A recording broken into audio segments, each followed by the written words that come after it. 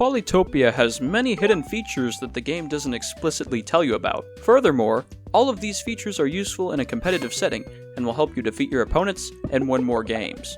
Today we're going over 7 game-changing Polytopia features that new players don't know about. Knowing all of these features and utilizing them is going to truly elevate your gameplay to the next level. Now, let's get started. Do you sometimes move a rider forward thinking you can attack an enemy unit, only to realize that you've already attacked with the rider this turn and now it's stuck in a vulnerable location? Well, each unit actually has a very small indicator to help prevent this from happening. Every Polytopia unit has a unit icon, a small picture next to the unit representing the unit type. This unit icon has a white border around it. After you move a unit, the white border disappears, indicating that the unit has been moved for the turn. At the start of each turn, the white border reappears for each unit, indicating that they have had their actions reset. And this doesn't just work for riders, it works for all units.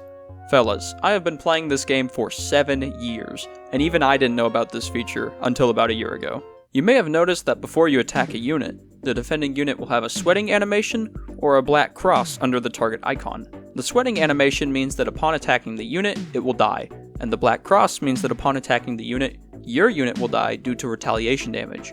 But did you know that Polytopia has a built-in damage calculator? If you're playing on mobile, simply tap one of your units, and tap and hold on an enemy unit within range. The number that appears over the enemy unit's head represents the amount of damage the enemy unit will take, and the number over your unit's head represents the amount of retaliation damage your unit will take by attacking. To use this feature on PC, you can click on one of your units and hover your cursor over an enemy unit. This is an extremely useful feature, and I use it all the time. I recommend you do the same. Multiplayer games can be scary. You have no clue what tribe your opponent is playing as until you see their terrain. But what if I told you this isn't the case? The secret lies within Polytopia's score stat. Each tribe has a certain amount of starting points based on their starting unit and starting tech. By looking at your opponent's score once the game starts, you can narrow down what tribe they're playing as. Here's a graphic showing every tribe's starting score. It's worth noting that an opponent could start with 5 fewer points than what's shown on the graphic if they start with one of their tiles covered by fog due to a corner spawn with a lighthouse. This is an incredibly useful feature, as I play way differently if I know I'm playing against a Cymancy player as opposed to, say, a Hudrick player. Sometimes your opponent's more mobile units can dart out of the fog, hit one of your units, and then retreat safely back behind the fog. It can be difficult to remember which particular tile they end up moving to after attacking. Well, there's actually a way to see which tile the unit went to. When the unit moves in to attack, simply tap or click the unit. This will place a gray circle around the unit.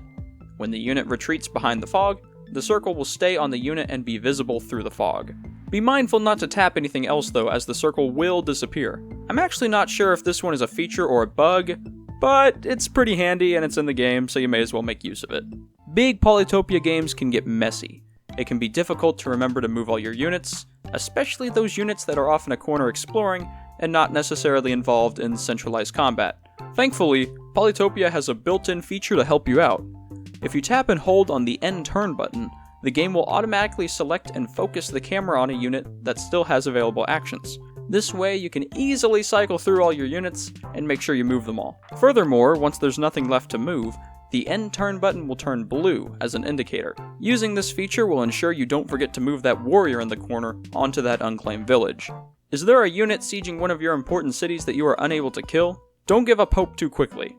If you upgrade the city to level 5 or above and select the super unit option as the upgrade reward, the super unit will push the enemy unit out of your city, thus stopping the siege. Just make sure that your super unit doesn't immediately die on the next turn, otherwise it's kind of a waste of stars. Now here's a quick tip for making it this far into the video. You don't have to click the back button to exit the tech tree. You can simply click on the tribe's head. There's not really a competitive advantage here, it's just kind of convenient. Finally, you can build roads to increase the distance your units can move. But what is the maximum distance a unit can move using roads?